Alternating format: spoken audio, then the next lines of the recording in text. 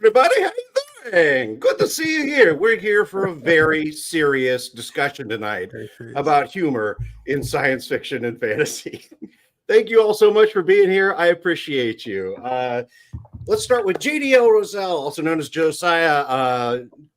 He's got a dozen fantasy novels out, from The Legend of Tall to Famine Cycle, including the upcoming short story Fragile Gods from the Unavowed collection by Sean Speakman. And if you don't know who Sean Speakman is, he has been Terry Brooks's right hand for 30 years. So I absolutely love him. And he's going to be in there with authors like Ryan Cahill, R.R. Verdi, and M.L. Wang. I want you to buy a JDL Roselle book, and my recommendation starts off with The Last Ranger. It is great action, mythic beast, gigantic monsters, and an exploration of racism within a fantasy setting that never gets too heavy.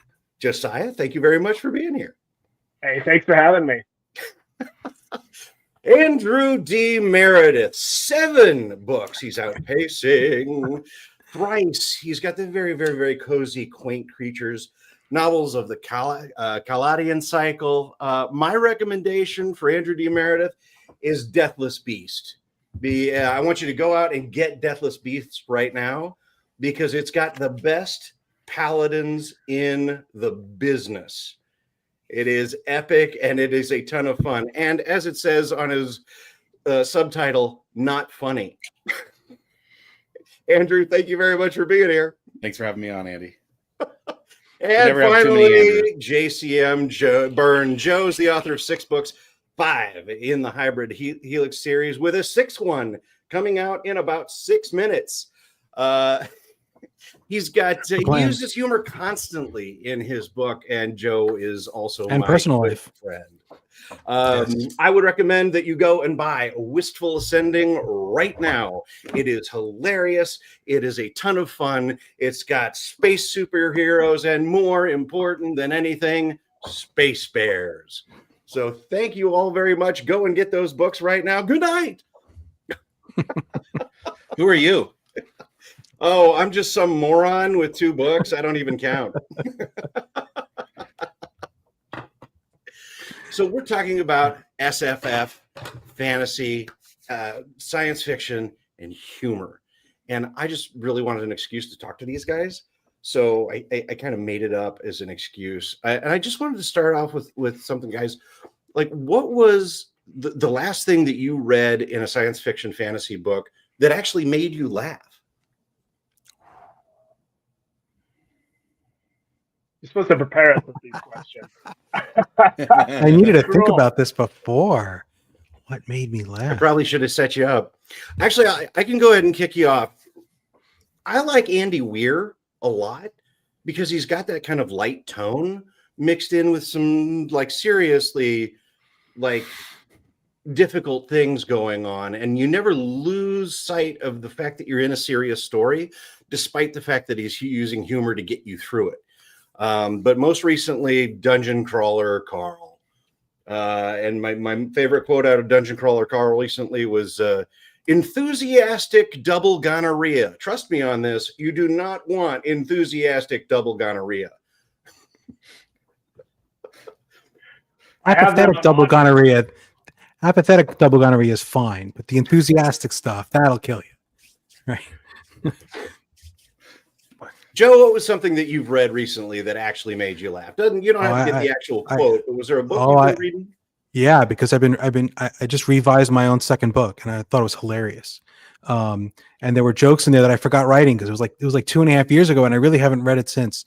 Other than me, I can't think of anything recent. But you know what I liked was there's a lot of physical comedy in Cradle that I don't think he gets enough credit for. There's these comedic, you have to picture it, and then they're funny. And other than that, it's not the dialogue's not particularly funny. I don't think Will White's that funny, but he creates these comedic scenes, and part of it's a reference to anime and stuff. And you're like, oh, I can see that. It's just amusing. All these the big dragon creature who's I don't know. I can't remember specific examples. My brain doesn't work that way, but Cradle's funnier than people give it credit for. Right. That's my thought. That's my first thought. Andrew, how about you? I read last month The Tenacious Tale of Tana the Tender Sword, and I laughed the whole way through that book. It's cute. It doesn't insult any of the readers at all. So it's for all ages. It's middle reader, but also makes a lot of great jokes that a dad will appreciate. But it was never insulting. And the humor was, I mentioned to the author how much it reminded me of the comic Bone, which turns out one of his primary inspirations. And I was like, yeah, he hit Bone on the bone. I think my son William had every single one of the Bone books. I mean, like a stack this wide. He just absolutely loved them. Josiah, how about you? Well, first I want to clarify Andrew in the comments. I'm coming off of the head cold, so I might look more serious than usual. Yeah, exactly. Yeah, I can't remember a specific instance earlier, but I brought props just in case. So I'll call out a couple books that I found quite amusing. Orconomics, it's a classic one, right? Everybody got to love that one. Yeah, go ahead. He is genuinely hilarious. Zach, like in person, he is genuinely like one of the funnier people I've interacted. If you have a chance to hang out with him at a con, take it, because he's quiet and he'll sit off in the corner and there won't be like a crowd around him because he's like unassuming, but he's hilarious. Just saying. Did you run into him at Dragon Con in Atlanta? I ran him at the Dragon Con. I spent like the whole con glued to his side as much as possible because there was a joke, and I can't remember what it was, but there was a joke that happened that was like set up by people around us, and he delivered it better than I could have. And I was like, wow, I don't say that very often about other people, but he's really funny. Just saying, if you had a chance, and he's a super nice guy too, but he's really funny. I'm just building up expectations. Whenever people meet him, they're going to be like, come on, I'm expecting you to make me laugh. And he's going to be like, he's going to have like the whole performance anxiety thing. So I'm trying to build him up. And then it was also great because people come to him, they'd be like, oh, and you're at a con, you don't know people, right? You don't recognize people's faces. I don't know if you know what his face looks like. Like you've read his book, right? But you don't necessarily like recognize him if you saw him in the street. So he'd be like, oh, I'm Zach. And I'd be like, no, you don't say you're Zach. You have to say, I am the Jay Zach, And he's like, okay. Fine. And everyone's Orconomics. And they get all excited because then I had to follow him around the con and say this to everyone he talked to. I'm like, no, he's the, and he was like, oh God, again. But I didn't stop because that's what I do. Sorry, go ahead. Everybody is a Joe around a con, a pump up man, Yeah. I'm for hire. I'll be at Worldcon. Highest bidder gets me walking. No, this is the AR with him. I'll hang out with you anyway, but I'll just wear a shirt with the book cover on it and be like, Josiah, so that's Orconomics. What's another one you got as a prop? Oh, yeah. I got this second one here, Og Grim Dog. Oh, I don't know that one. I don't know that so one. that's Jamie Edmondson. Yeah, this is a good one. It follows a three-headed ogre. And so there's just kind of a lot of inherent amusement going on with that. I think he becomes an adventurer. So instead of being hunted, he wants to do sort of the hunting. And yeah, it's amusing as well, kind of built in a narrative. Nice. So when it comes to your own work, like you've got books that are super funny. You've got books that are super serious. You have epic fantasy. You've got deep space drama. When it comes to what the three of you write, how and when do you decide to leverage a humorous moment? Because all three of you have like different levels of humor that goes along in your books, but it's all in there. So like how do you make a decision when you're writing a scene or writing a chapter that you're like, I need a touch here, or I'm going to make this whole section funny?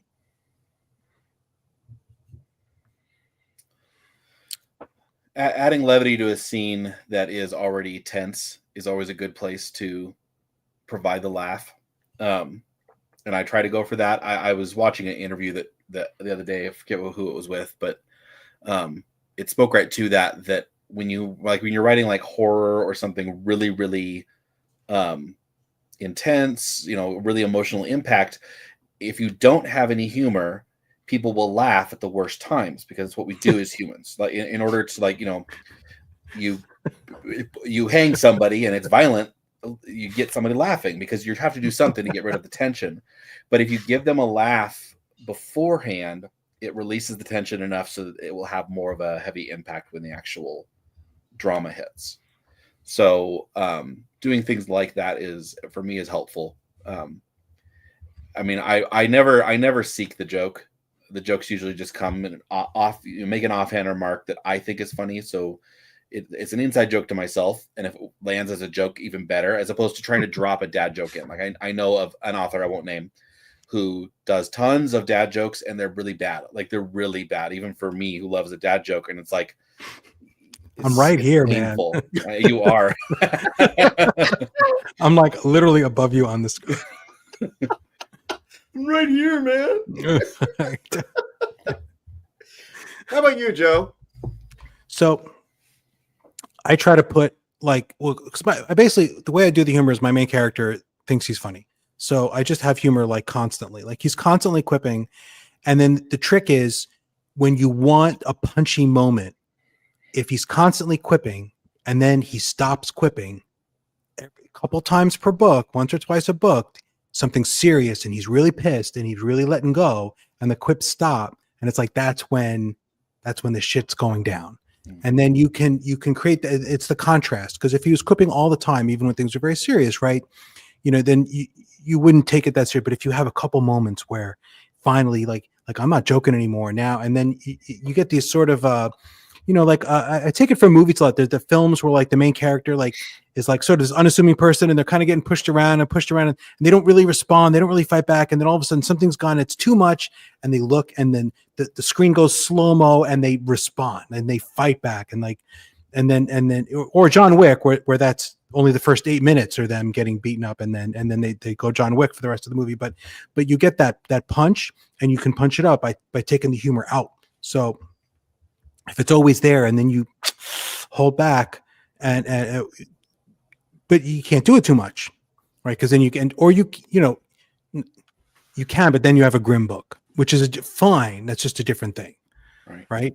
Like but I know that's not what I'm writing. I mean, I'm sort of. I think the thing you need to do is be clear on what you're trying to do in terms of the level of the humor, right? If you want to have a humorless grim book, that's fine. You can write that. It might, you'll attract a certain kind of audience with that. But what I do is not that. So, I guess. As evidenced by Josh. Oh, thank you, Josh. It's halfway through Wistful, and it's so damn fun. We'll get back to Joe in a second. Josiah, that was the goal. How about you? How do you decide when you want to stick that needle in? Yeah, I often like using it for like character moments, character bonding. In addition to like breaking up the sort of monotony of one sort of tone, right? But yeah, character bonding is a quip shared between, a laugh shared between characters. Even if it's not funny to the reader, it still has an impact. Yeah. So since I'm not particularly I'm not throwing in jokes, that's sort of more the goal for me when I'm using humor in there. So do you find that finds its way working itself into the dialogue? Like, do you have a trigger where you're like, oh, this scene is falling off a little bit and I need a little injection of humor, or I need to speed it up and make this relationship happen a little bit faster? Like, when do you find yourself pulling that trigger? Oh, yeah. I guess usually it comes after like a heavy moment for me. I think recently a character they were mulling about how they had lost basically their religion because of trauma that they had just gone through. And then the other person just kind of teases them when it's time to change the mood, right? So they've kind of like had that moment together. Okay, let's shift into something else that teases them about something else. So right. Yeah, it can be like a sort of a pivot moment. So that actually makes me want to skip down. One of the reasons that I wanted to talk to you guys was I saw kind of a diss online that was, hey, authors, jackasses, when you've got a serious scene going and I get to the end and you blow up that scene with a joke at the end of the scene, I hate it. And I can kind of understand that, but I can really also understand the other side of that, because sometimes you need to blow off some steam at the end of this big ramp that you've been taking people on. So, like, just based on that comment alone, do you have any thoughts, feelings about that, how it works, how it doesn't work? I guess the question would be is whether that author was being consistent, or were you talking about where they didn't do that at all through the entire book, and at the 2/3 mark dropped this bomb, and now they're going to be funny? It's like, yeah, that's a problem because you're not showing that you have any authorial awareness, right? That you haven't followed any even basic comedy rules, like rules of three and stuff, just introducing things heading towards that. But if you're consistent, if it's something that you do in the very first scene, one, you're going to vet out that person who hates that in the first scene, or when it gets to them, they can't complain because you've already done it, right? It's promises and payoffs, right? It's the whole Brandon Sanderson thing, right? If you're going to be funny, you've got to be funny in the first chapter or the first page. If you're not, and then you start being really funny 2/3 of the way through, and then you stop, it feels very anachronistic. And readers you'll find okay, anything you do, there'll be someone who thinks this is fantastic, but most readers will not like that. Most readers do not like this switch back and forth. Most readers, if you have satire, you better start off with satire, and you better keep the satire. This is. I just rewrote my second book because Andy, you told it to me. Someone else told it to me. I finally sunk in my head. I had a lot of satire in my second book, but not the first and not the third. And I was like, okay, it's not that the satire was inherently bad. You just can't throw it at people in book 2 and only book 2. You have to show them that this is what they're in for from the beginning, which I didn't, because it's not what my series is really about. So all I'm doing now is taking it out and replacing it with other stuff, because it's that you can't throw it in there. You can. Some people loved it, but many did not. So yeah, I totally agree with what Andrew said. Right? You have to be. Doesn't mean you have to have a joke like every paragraph. It's not like that, but you have to be. You have to be sort of within a certain. I don't know. I don't want to make mathematical terms. Right. But yeah. Okay, Josiah. Yeah, for me, for what you particularly brought up, Andy, I think it comes down to execution, right? Like, was that one-liner, was that true to whatever character was saying it, right? Was it appropriate given the relationships going on? It's just like there's so many variables for like that person that person have that issue generally. Like, there's so many variations on that. You can't just say that that's always bad. So yeah, that's what it really comes down to. Well, I mean, like, you expect Spider-Man to wing his way through every fight and make jokes that are meant to both mock and also give himself encouragement, versus Tony Stark, who brushes everything off. More, not that he actually is. He's actually, in the middle of a existential crisis, but he's brushing everything off because that's how he disarms. Humor as armor. Mm-hmm. Yeah, I remember Howard Taylor, who was on the Writing Excuses podcast. He's a cartoonist, but he always says that when he writes jokes, he often realizes that those jokes have to be told by a specific character. Right? They're not. If you write the joke and the punchline is funny, but it's told by the wrong person, it's not funny anymore, and it doesn't work. The scene doesn't work. And I've done this. I've had lines where I'm like, this person shouldn't be making this joke. I don't do it as much anymore, but I definitely when I started writing. So you have to. It ends up being that you've got different jokes being told by different people in your thing, and that means all these voices have to be in your head, telling different kinds. And if you sell it, if the joke's not funny, or if you sell it wrong, the wrong person says it, or if it's the wrong point in time, or if you haven't established the humor, all those things can break the scene. Right. So I don't know what that person you're thinking of is specifically talking about, but right. Yeah, absolutely. Right. Yeah. But but to say a blanket, like, oh, you can't throw, that's just dumb. I know it was one of those things. Like, I need to talk to these guys about this. No. Humor is subjective. One of the best pressure cooker jokes I've ever seen was in a stage play called Steel Magnolias. And if you don't know the show, they have this kind of bitch character who everybody hates the entire show. And then we've got our heroine who is going through this, oh my God, my life is terrible. And she launches into this monologue that is heartbreaking, right? It just rips your guts out, throws them on the floor, stomps on them. And like every single person in the audience is on the verge of tears, if not already sobbing. And she's just like, I just want to hit somebody. And one of the girls grabs the old bitch and goes, hit her. And the whole audience breaks right in that moment. And it's that pressure cooker that's been built up the entire time. And then boom, it pops off and you do a comic line at the end of it. And the whole scene works even better than it did. Like if it just would have been a perfect monologue. Yeah. So I feel like you can make that work, and being able to figure out a way to make it work. And at least two, if not all three of you have said, either it's about character, or it's about consistency, kind of being the same thing. As if it works for that person, if it works for the story that you're constructing, then it's okay. And you can do that, because I love it when you do a black-white shift really hard, really fast at the right moment. I think that makes for some great drama, comedy. Yeah. Drama, comedy, drama, dramedy. Yeah, Debbie Harris knows what I'm talking about. The movie is great. I will say that seeing it live and hearing the audience starting to and then bust out laughing is just the best thing in the world. Ooh, John says it helps if you have a sense of humor. Some people have sticks up there. Well, whatever he said at the end there. But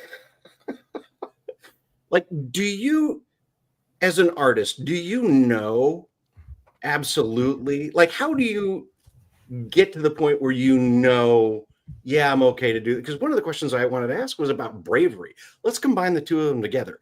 How do you get the balls to decide that you're funny?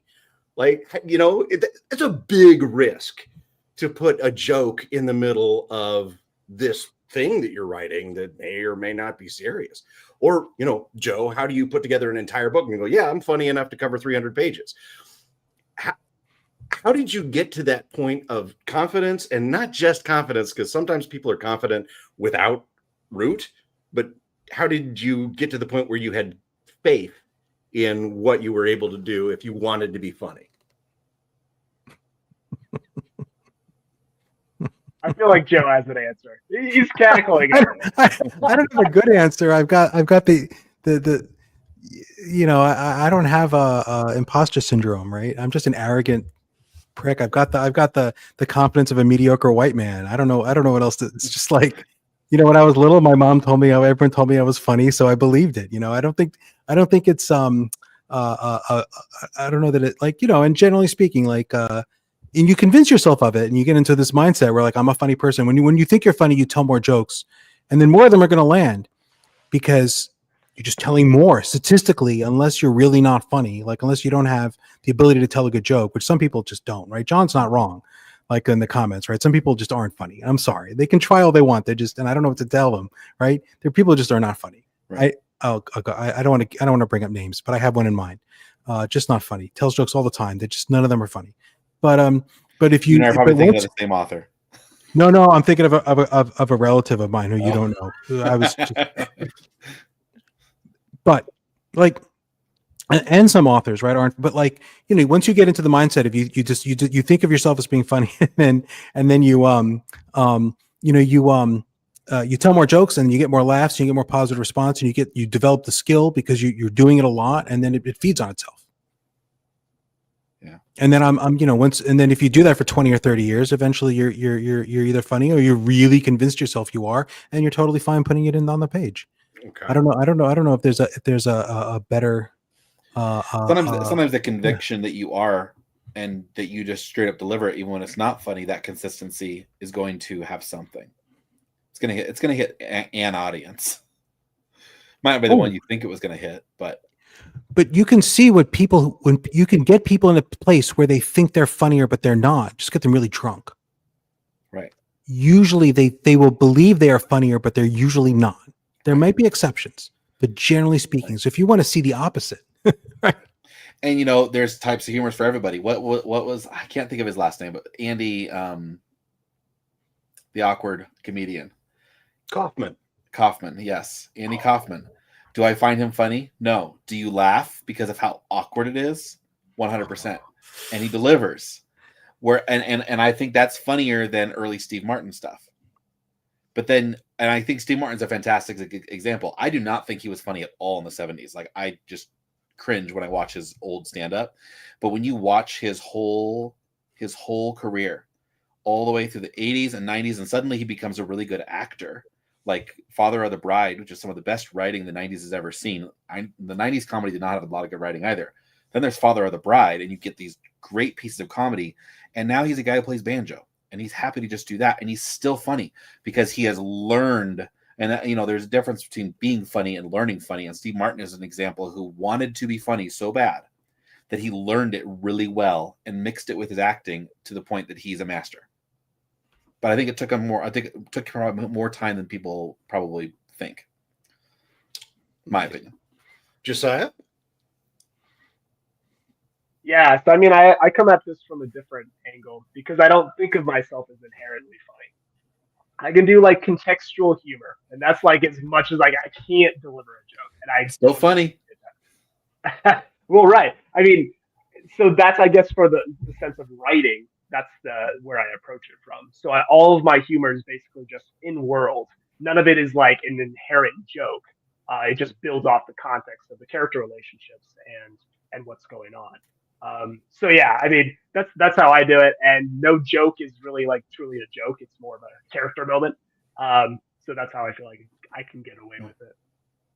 Well, Josiah, one of the things that I really enjoy about your work is that you know, forgive me if you take the, like, you never know what you're supposed to say about an author because you never know how they're going to take it, but there is a sense of levity to it where I never feel like I'm getting pressed down on or bogged down. I never feel like I'm getting wrapped up in a bunch of plot. I never feel like it's going too dark. I always feel like I'm kind of walking on air reading through your stories. How do you, like, if Joe puts jokes throughout, how do you maintain a sense of levity throughout?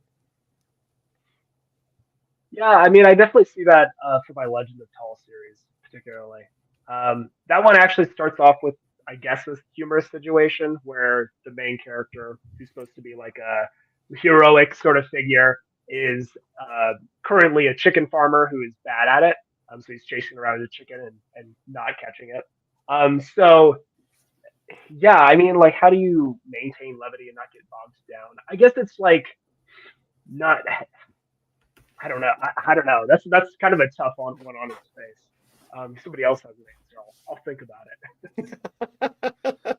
Andrew, that might be a good one for you as well. I do mine with my moments of normalcy, I just call them. Or then I finally found out that there's a word in Japanese which is used by Studio Ghibli, which is ma. The moments of ma is like the moment of a serious scene and suddenly there's just grass. Bluey does, well, Bluey, there you go. Bluey does that really great where there's moments where it's just a bug walking along grass along a bit of grass. And I love doing that sort of thing where I can break up my world building with showing the action of them enjoying each other's company, playing music, telling a joke, telling a story over a campfire, so that it doesn't feel like I'm ever world building. And that helps me ensure that even in the middle of what I need to have a period of time, I'm not just going to say, and they walk for 5 days and they walk for another 5 days. And that's boring as heck.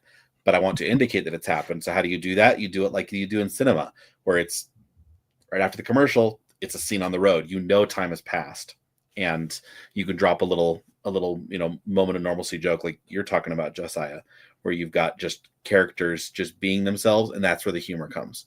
And, you know, you can tell jokes that are not jokes at all, where you just have a inside joke between characters that the audience can see. And that inside jokes are never funny.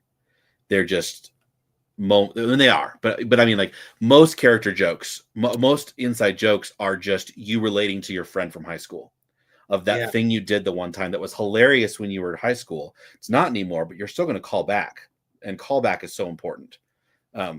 in humor and just in our relationships every day. But if you do that right, the reader feels like they're friends with those characters too, because they get the inside joke. Yep. Yep. Oh yeah, I know what this is. This is about Yeah. that thing that I know about, and then you create this, and that's a whole separate thing. I don't know if it's exactly humor, but if you can convince people that they are part of the Motley Crew, Mhm. that's a huge amount of the joy in the Motley Crew. Like, oh, these are my friends. And you can do it Robin's, super early on. Christina. I mean, think of the first episode of Firefly, and he's like, "Should we do Crazy Ivan?" Oh, I've always wanted to do that. You're like, "What's a Crazy Ivan? What's a Crazy Ivan?" And then they show it, and now Crazy Ivan is suddenly part of the nomenclature for the whole fandom on the first 5 minutes.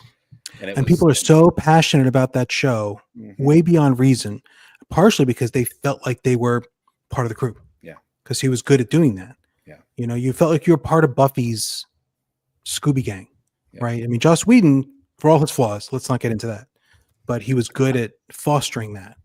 Mhm. You know, you felt like, you know, especially with the long form, you know, with the TV series, you know, like, you know, which I don't know if you would have had time for that in a 2-hour movie. And Joss Whedon's movies were never as good as his Right. shows. Well, and his secondary character work is amazing. Like Agent Coulson. Who knew? People can look back at it, who knew he would be so big, and like Joss Whedon knew he would be. It's just and plus the actor too. It's just such a perfectly made character, and it's like it worked because if you're really good at building up secondary characters, your primaries can be kind of crappy. I mean, you should still have a strong primary character, but it can really make up for it. And that's why an ensemble cast works, right? Because an ensemble cast is not playing off just the main character. It's playing off all of them. So your main character doesn't have to shoulder everything. All right. That's a good observation. I like the inside joke thing. That's a good observation. I like that a lot as an observation because it is a fantastic way to get the reader to feel like they're part of the in crowd when you get to share on the inside joke. But you have to be careful, right? You don't want to overwhelm them with saying the same joke every single. Like I had a inside joke between my siblings in collation where they would always do lists of 3. And in the first book, when I first wrote through it, they did it like 10 times. And I was like, ugh, so bad. So I had to cut it down to like 1 or 2. It ended up at 3. And then I just made sure to do it once per book. At least it was a callback. And so then, and they were calling back on each other. And the audience, if they catch it, great, they're part of the joke. If they don't, I did my job and I did my callback. But I don't need to hammer it and say, you do know that I'm going to do my list of 3 now. Like, no, don't do that, Sanderson. That's who I'm talking about this whole time. Is he is so bad about dropping just bad dad jokes, and they're not good ones, and it's too much sometimes. It's almost too cocky, and it's like a good dad joke. You should laugh at the joke yourself after you tell it, and then walk away. And if nobody else laughs, you won because it's for you. I figured you were talking about Sanderson. At least that's who I thought of when you said that. For the algorithm. There you go. Yeah. It should be the name of the stream. Why Sanderson's not funny. Right. Like reading Wind of Truth. Don't expect to laugh. But you can grant him the fact that he's confident about it, right? He still does it. He said in podcasts he knows he's not funny, but he still does it, and it's like, good for you.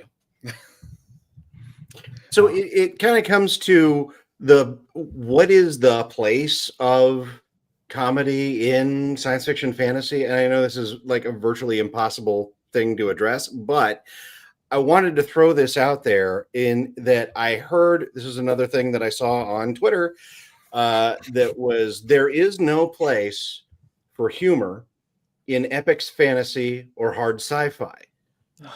The Hobbit is funny. The Lord of the Rings is not. Which one of them is a classic? Lord of the Rings. Okay, so I just wanted to throw that piece of meat out there for you. Reducto ad absurdum. And just hear what you have to say about that. Like, what is the place of comedy in SFF? It's a wide, deep pool, but some people don't want it. So, sorry, Joe. No. You have something? Go. So, The Hobbit is, yes, it has more levity. It's in general a lighter tone. but Lord of the Rings also has humor. I mean, Pippin is a humorous character in Lord of the Rings, and Tom Bombadil is a fairly humorous character. Now, it's not in the movies, but he's a humorous character that's in that very first book as well. I mean, it's just like even if we're saying Lord of the Rings is more serious than that, I mean, it's still humor is everywhere inside of it. All right. Josiah rejects the premise entirely. Joe, Andrew? I second that. I mean, name. I mean, Warhammer 40,000 has humor, and that's just don't even talk about the orcs. You're still going to be humor because you have to have levity, and like you said, Pippin. Think of Silk Prince Keldar in Bulgariad. I mean, there's a whole history of humor. Like I'm right now listening to I just listened to the Black Cauldron, so the Chronicles of Bredane. Yes, I get it. It's more middle grade, but it also is wildly Welsh, old school, medieval fantasy. But it's 100%. There's crazy characters. I described one of the princess is literally Luna Lovegood, and that was a sell for somebody else on another forum. I was like, Luna Lovegood is a main character. Yes, I'm reading it now. It's like, yes, you should. Of course, there's humor, and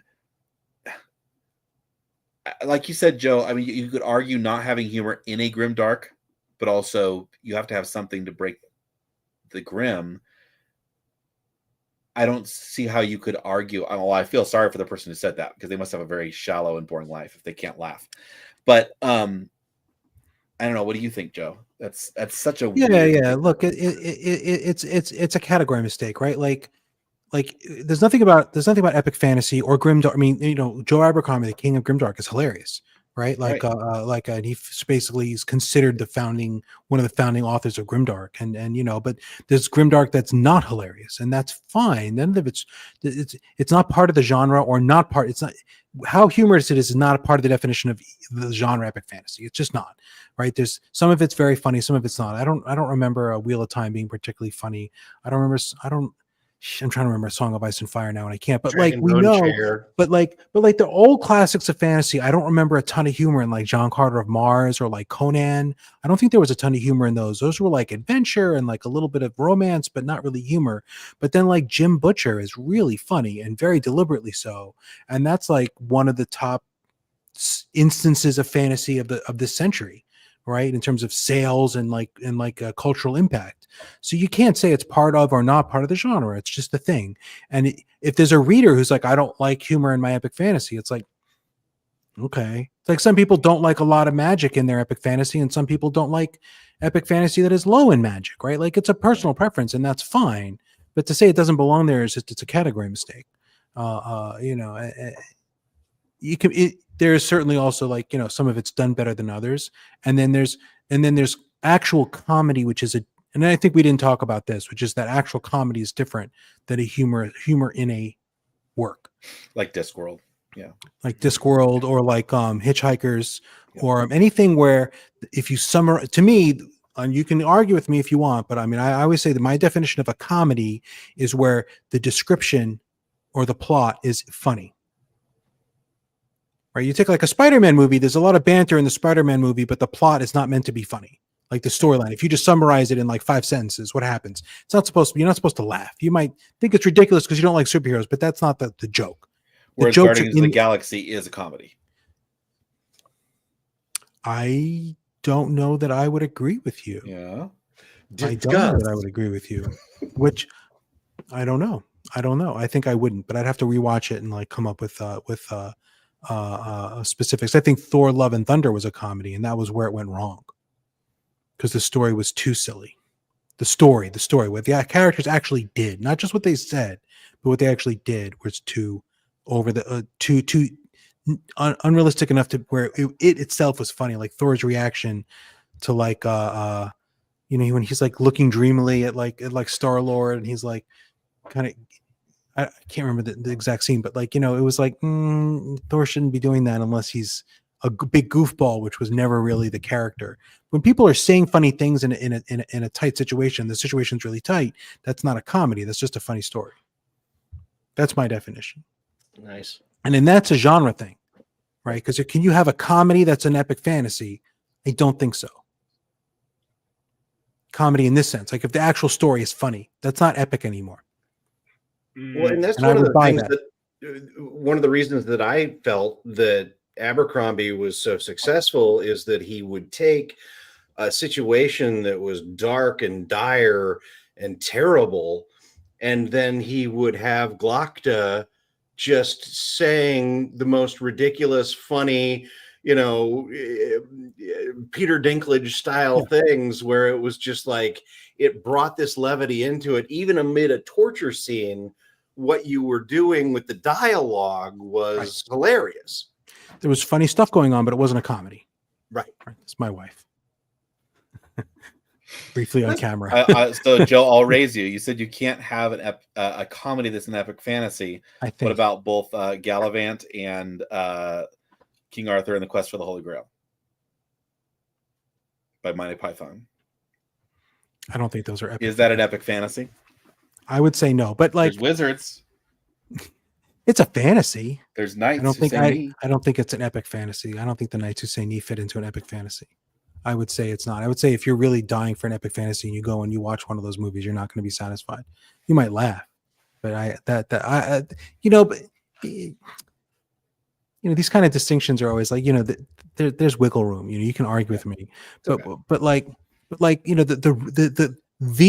when people say what's an epic fantasy, they're not going to go to Monty Python is not going to be their first thing, right? They're going to say like Wheel of Time. They're going to say like, A Song of Ice and Fire, Lord of the Rings, right? Those things are not comedies. So that's my take. I'm not going to fight you over. Do it on Twitter later.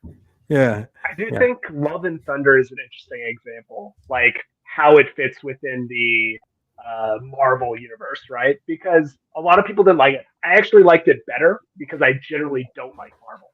So what it was for me is that the superhero premise for me often doesn't land. But for Love and Thunder, it was a comedy.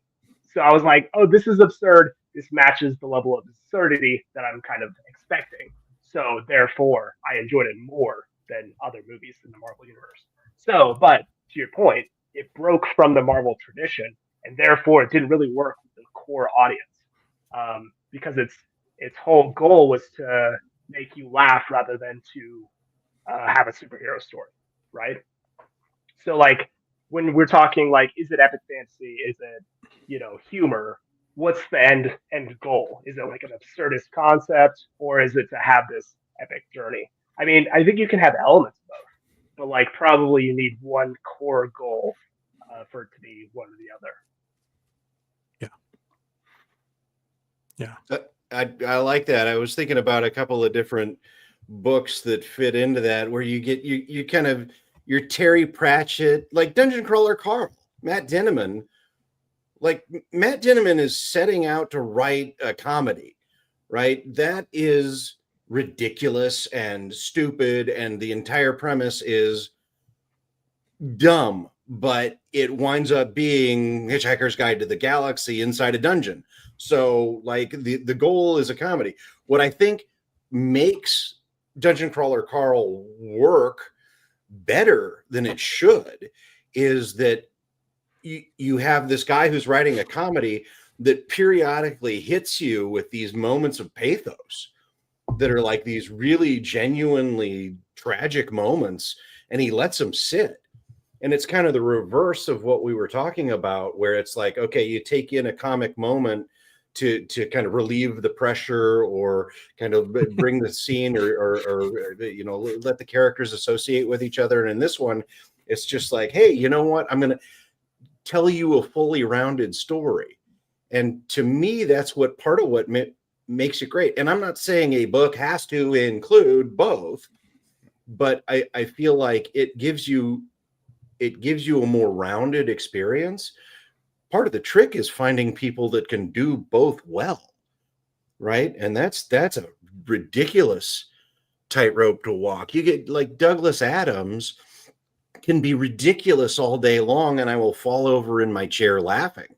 But if he tried to write some serious moments into that, I don't know what I would do, right? It's like Drew Hayes right? Fred the Vampire Accountant, right? It's just this weird thing that doesn't fit in with everything else. Hey, I'm going to do a comedy about vampires. Okay, that automatically doesn't work. And so he just takes that idea and spins it out and says, yeah, I can infuse comedy into this entire thing and make it mundane and ridiculous at the same time. So I feel like kind of mixing those two elements is where that alchemy starts to happen.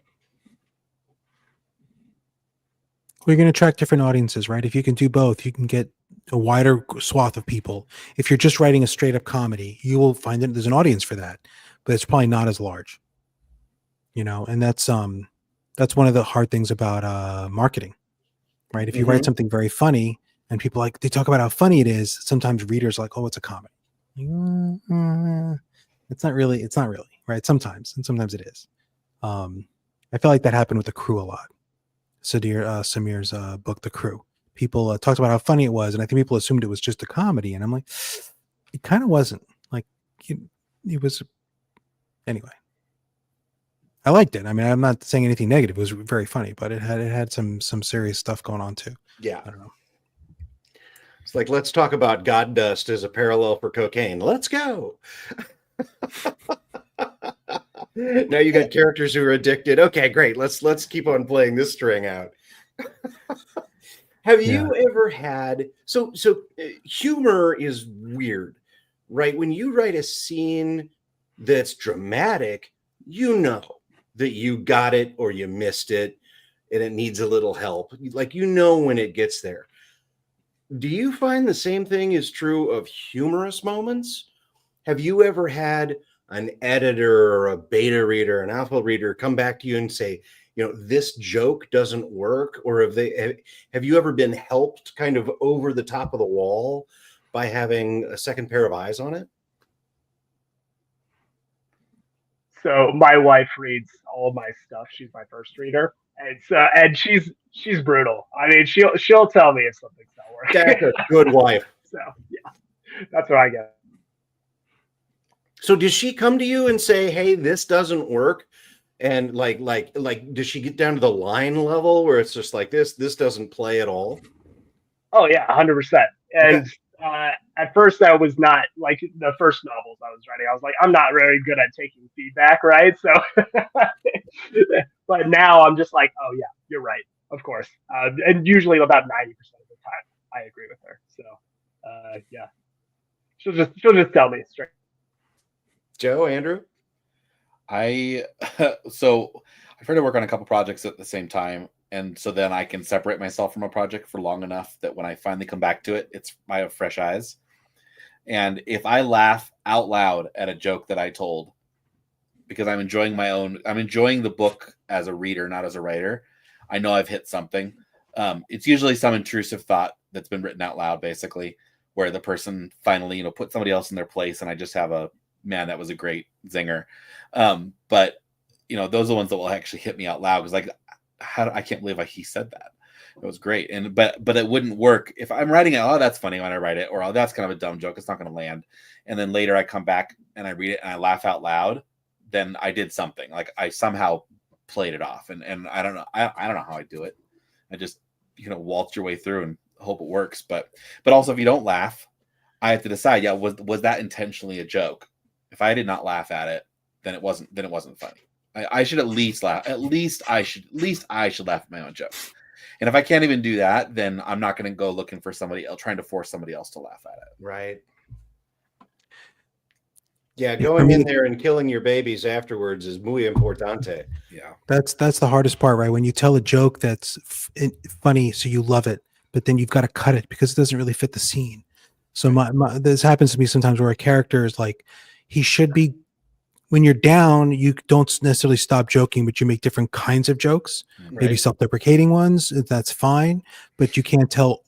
It's almost like a different character, right? When a character is in a down mood, they're a different person in a sense that there's different scope of what they can say. So I'll find that I'll write some stuff when I'm like, I'll go back. I'm like, this guy should be more upset here, like something just happened, and he won't be telling this joke here, even though I love this joke, because I always love my own jokes. So it's always like, I love this joke, but I have to cut it. So that definitely happens. And I don't usually have someone else. I usually figure, I'm trying to think about my beta readers my beta readers are usually coming up to me with different things. By the time I get to betas, I usually have my humor down. It's other stuff where I've underexplained something else is usually my problem with the beta readers. But it's all about tone, right? It's why for me it's very important to write in order. I don't know how people can write like, oh, I'm going to write the final battle and then I'll come back and write the middle. I'm like, I don't know how you do that, because to me it all builds, and I have like the tone I have to know like where all the people are sort of emotionally. The only way I know that is because they just wrote the scene before that set it up. And that's the only way I can write dialogue and jokes that fit the emotional tone that they're supposed to be in. So I can't skip around, or very little. I admire people who do, but I can't do it. I gotta go straight through. I gotta say, Joe, I'm surprised by that, because like all of us have different levels of humor in what we write, and you're like, hey, there's a joke every page, folks. Let's go along for the ride. If it's not every page, it averages Different out jokes. to one a page, right? Oh You yeah. got like 200 jokes or 300 jokes during the course of a book.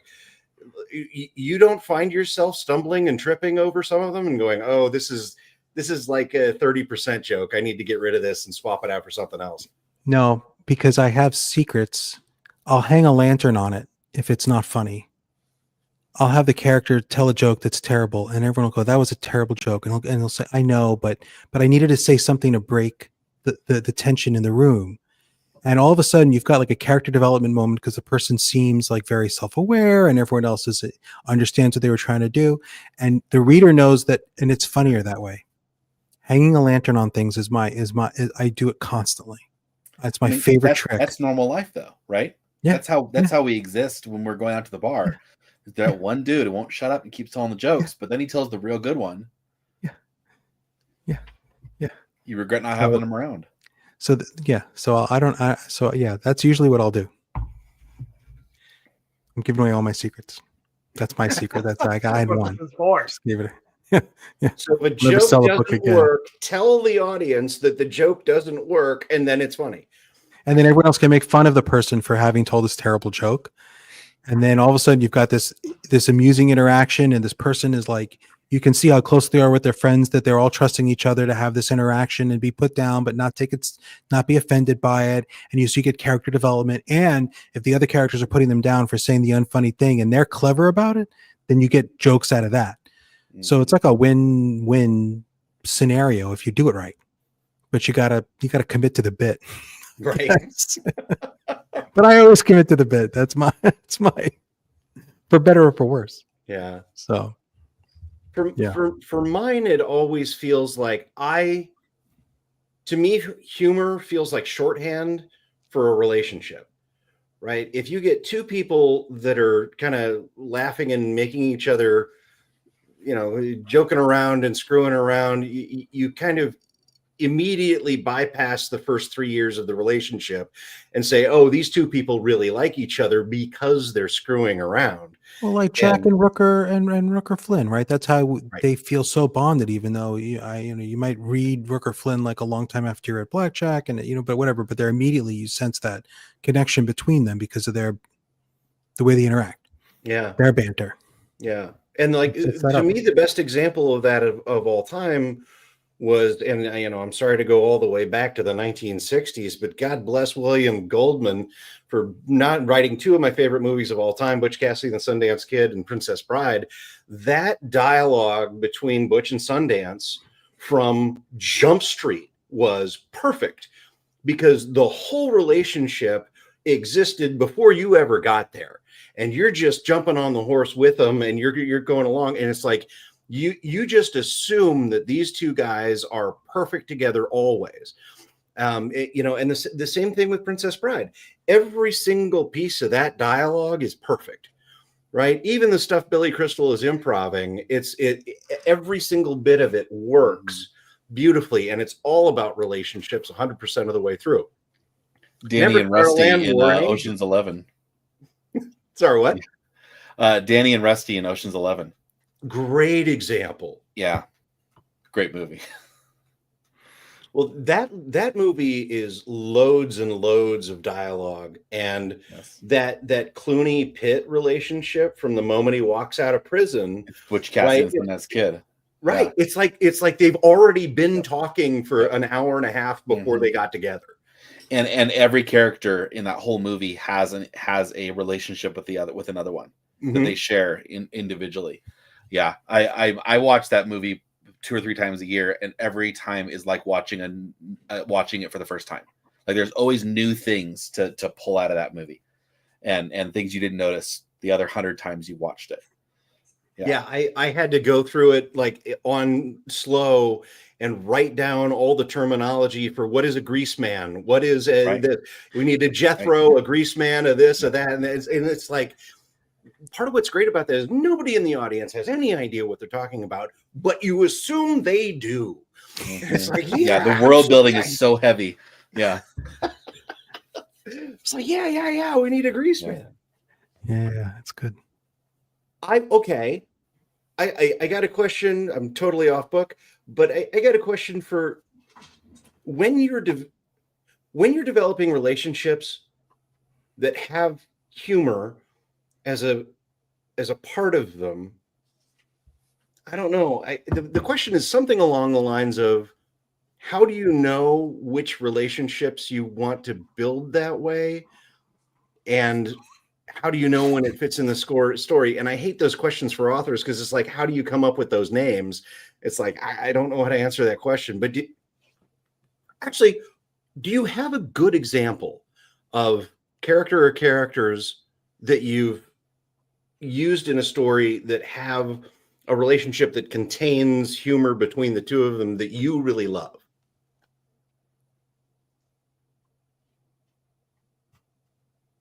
Long pause. Well, my mind doesn't go to my stories so much as other stories where I've enjoyed that dynamic.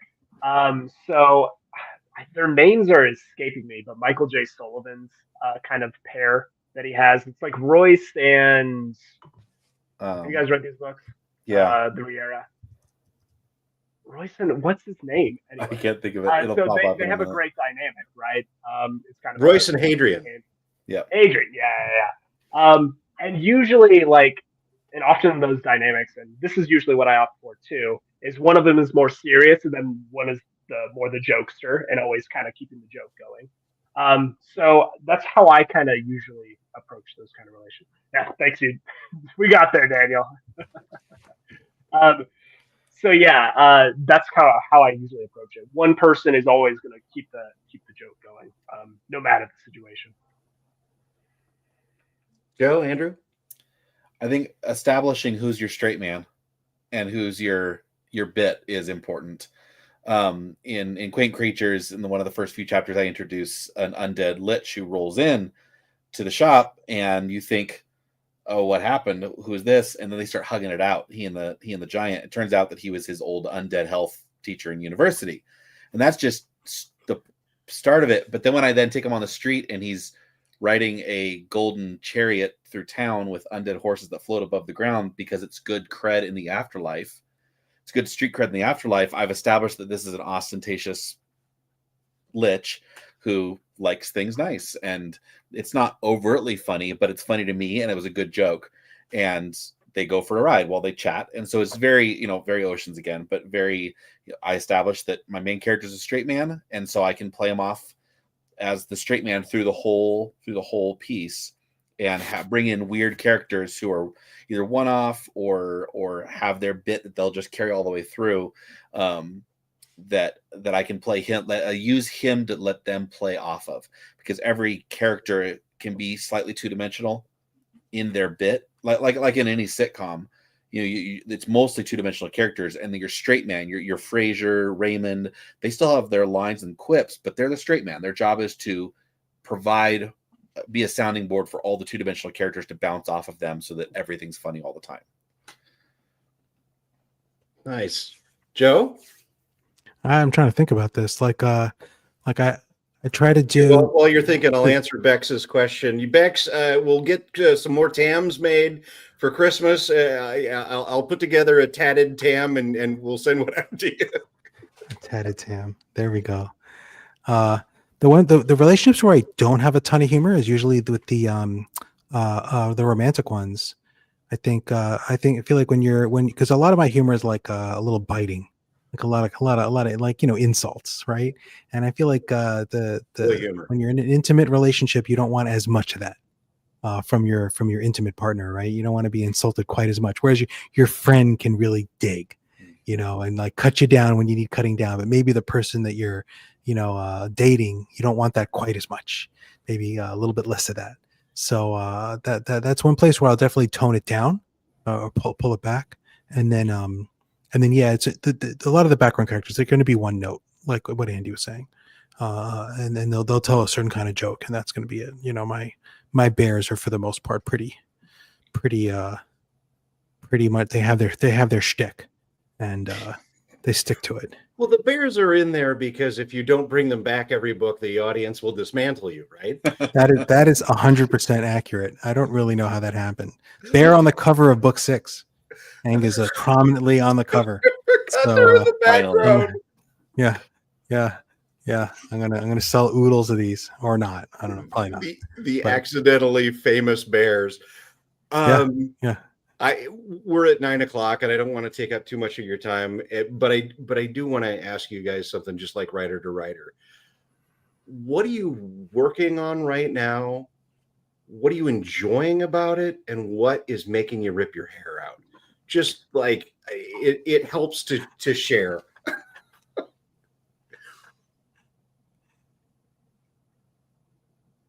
Josiah? Sure. Yeah. I mean, what I'm working on is the last book in my Ranger of the Titan Wild series.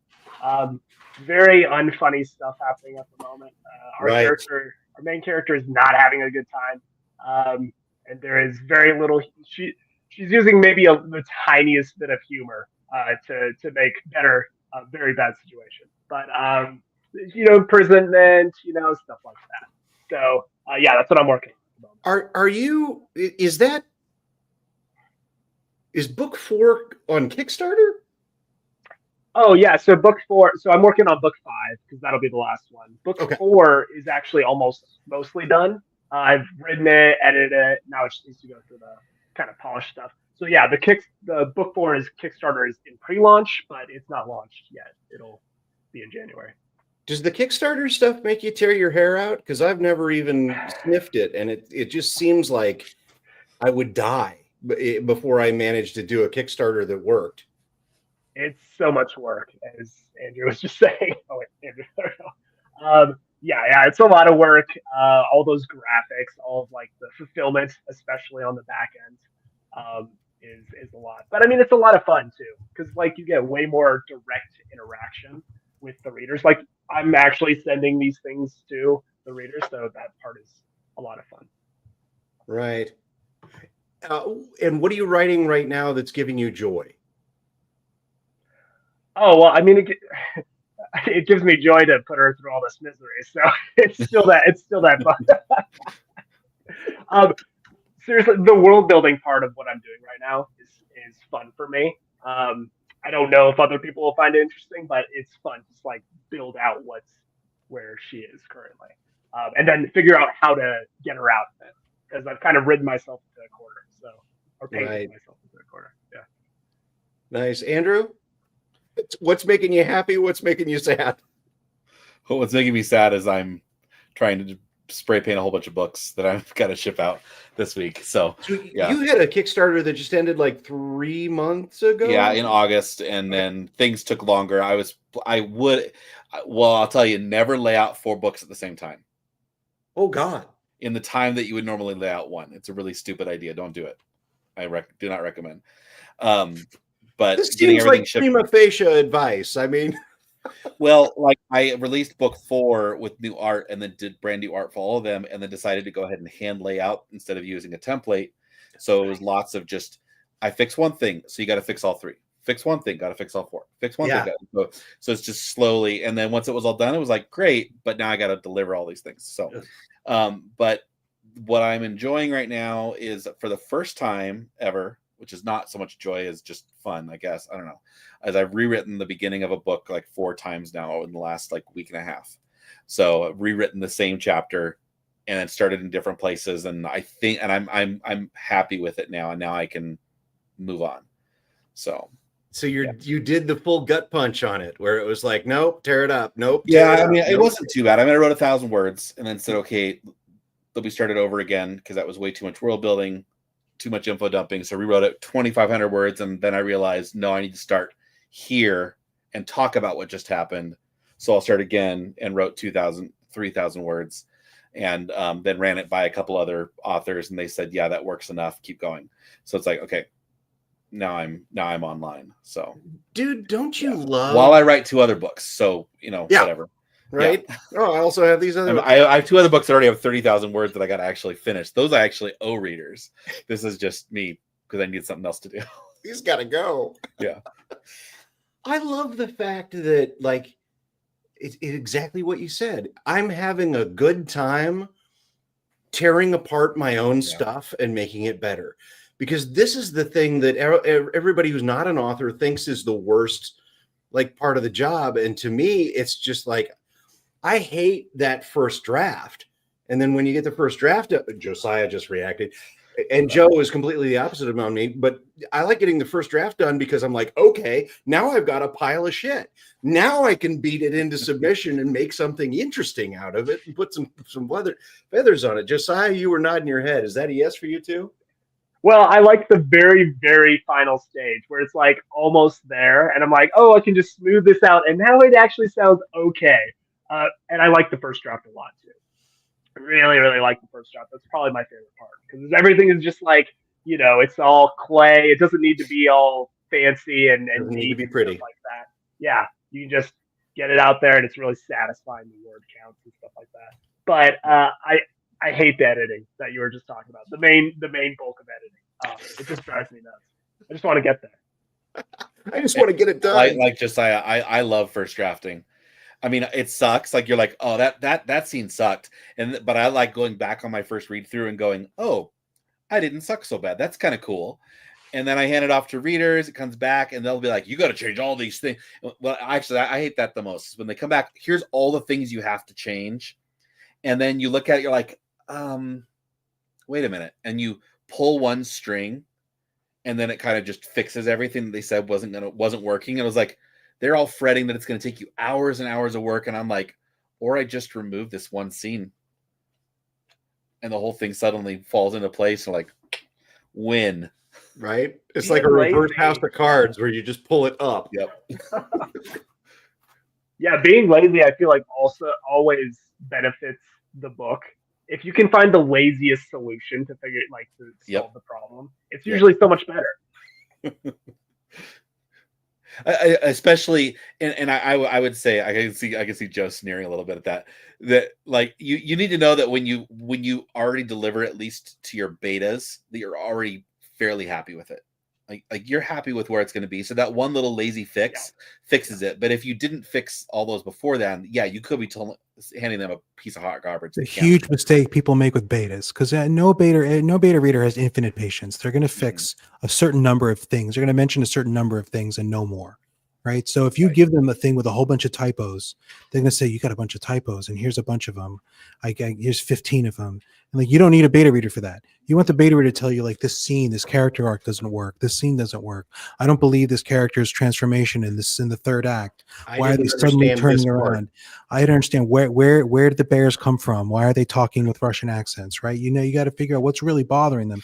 And they're all going to give you like 10. Like some beta readers will give you, they're going to have a fixed number depending on the person and on your relationship with them, but they're going to give you a fixed number. So you need to get that thing as polished as you can. People are like, oh, should I just send my early draft to beta readers to get like early feedback? No, make it perfect in your eyes, and then they'll tell you that you're wrong, which is fine, and then you'll really fix it.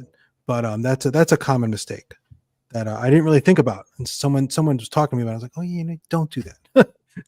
Don't do that. Don't send a really rough draft to a beta reader unless if you have a person who's really going to go through line by line and fix everything because they love you like that way. That's great. But very I don't very few people have someone who's going to, because you're wasting their time if they're mentioning typos, because you can figure that out. So Joe, what are you loving and hating right now? I hate all the pressure all year. Well, I screwed myself with the whole Grim Dwarf thing. I spent a lot of time on that, and I probably shouldn't have spent. I launched I launched a free magazine that didn't work. It was fun, but I wish I hadn't done that. I hate all the business stuff. Like I'm getting all the covers redone because I was at I had a very a highly qualified artist basically telling me my typography wasn't right for my series, so I had it all redone. So I have new covers for the first 5 books coming out soon. I rewrote book 2. I probably only changed like 5,000 or 8,000 words, maybe. I took out a couple chapters and put in a couple different chapters, but changed a few references, clean up some of the language. It was actually less work than I thought it was going to be. And then book 6 is with my line editor for the final round of drafts. I'm pretty happy with where that is. I don't know. Part of the problem is I'm writing a long series, but I'm trying to change. Every book I'm trying to do something different, but just a little. Right. And that's a really hard road to hoe, right? Because you don't want it to seem, oh, this is just a formula. This is just Conan against another batch of like bandits. That's not what I'm doing. That's not what I'm trying to do. But if it's too different, then people are like, well, I didn't see my favorite character in this one. I don't like that. My favorite Where are my character. bears? Yeah, where are my bears? Right. So it's a really hard thing because I'm trying to have the character change and the circumstances change. And basically, for me, that's just my main character becoming proactive, which he was not. And that's the shift. So in book 6, he's really being proactive and planning and not just reacting. And that's a tricky, people may hate it. But I have a dog, so put a dog in book 6, only in like 2 chapters. But I'm hoping that'll carry me through any second thoughts people have, any hesitations. But there was a dog and a pterodactyl named Terry. So Of course. Well, yeah, you'll put in the dog, and then people won't let you do a book without the dog. What I missed in there was what part you're having fun with and what part you're not. I'm having fun with the writing, and I Okay. don't have fun with like the finding what do I do about the audiobooks? So my narrator might not be working in the industry anymore, and do I wait for my main cover artist to like have time to give me a cover in like February and just delay the release, or hire someone who can get it to me sooner and just use my Chris McGrath for this book 7 instead? That kind of stuff I hate. I hate it with a passion. I really wish I had a publisher and just so I had an art director and someone else making these decisions for me. Because I'm also not good at that. Like I realized that like being an art director is a thing. Like picking a graphic designer who can do your typography to match. Because I love the typography on these books, but Jeff Brown tells me it's not good. He's right, and I'm wrong, right? Like I'm sorry. He's Jeff Brown, right? Like he knows this. So I realize that I'm not good at this. But what are you gonna do? Just keep writing books. And then hopefully book 7 comes out, and hopefully Andy, you told me with book 7 I'll be on a roll. Book 7 is you said that like 2 years ago. Yeah. I'm still holding you to that. I believe it. That'll be the tipping point. There you go. Well, one of the things that you did earlier was you rewrote Wistful Ascending. Oh yeah, right? but When that book came out, you completely weren't thrilled with that was it.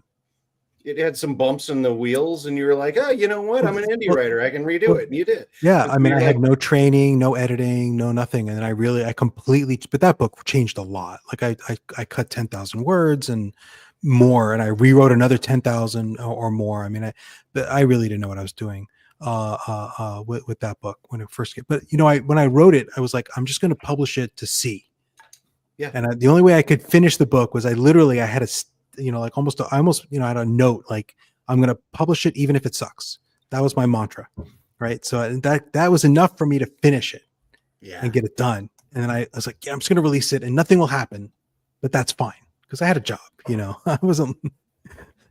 Yeah. what the heck? The first version was released in Yeah, he's already got like 3 different covers that have gone into this thing. That's the original cover. Yeah. This came out in like 2020.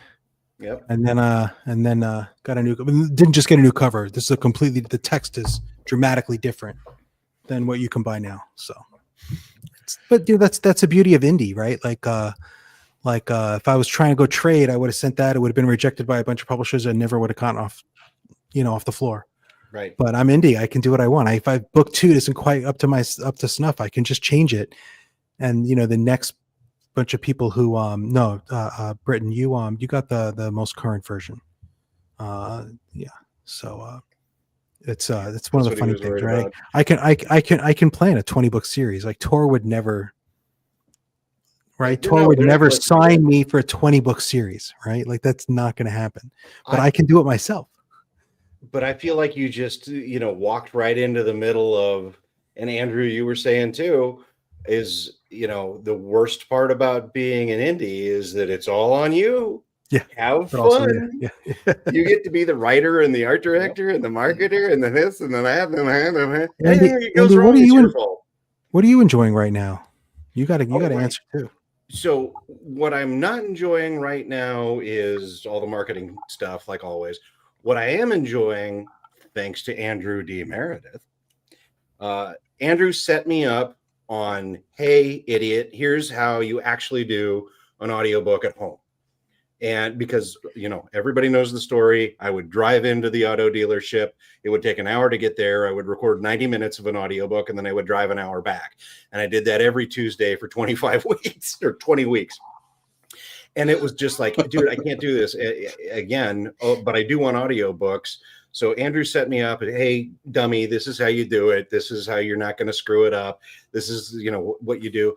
And I got to tell you, there's some, like Andrew, this, when you've got it right in a story and you say it with your mouth, like we're talking over a campfire, I don't think there's anything better than that, right? Because you get you as a writer and you get you as, hey, lean in, let me tell you.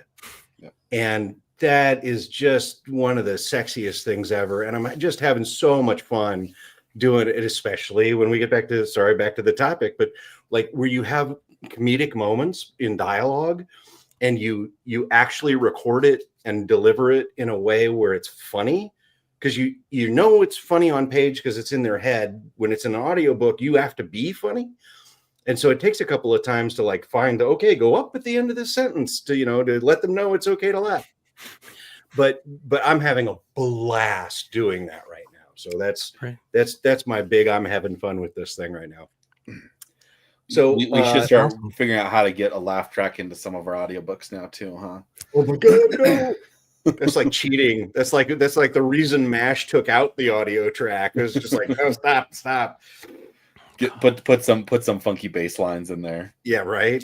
Do you have an audience groan track when it's like a bad dad joke? Wah, wah. Yeah.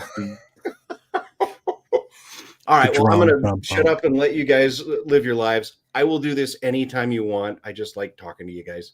So thank you so mumuch for being here. I appreciate you. Thank everybody else for coming. And we'll see you in a little bit. Thank you all so very much. Ciao, bella. Thanks.